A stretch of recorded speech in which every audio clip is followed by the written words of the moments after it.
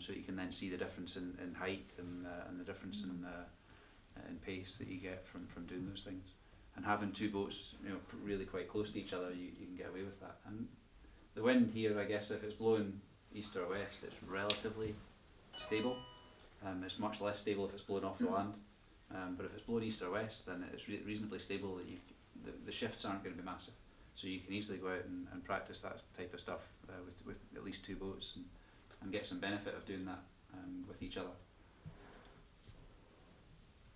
You can also take a look at yourself. Sometimes it's worth having a look at.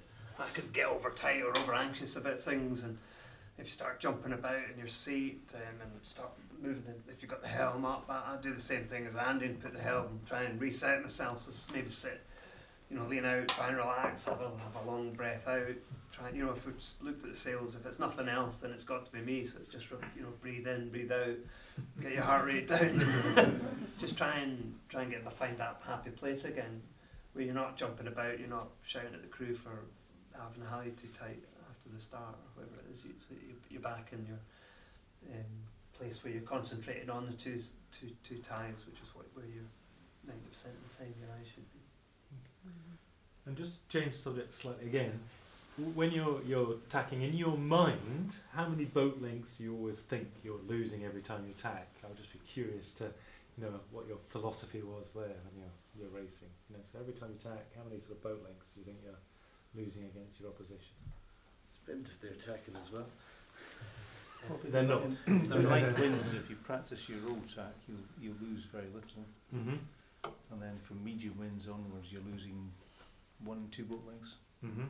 In windy weather, you can lose several. So the windier it is, the less you want to tack, right? Right.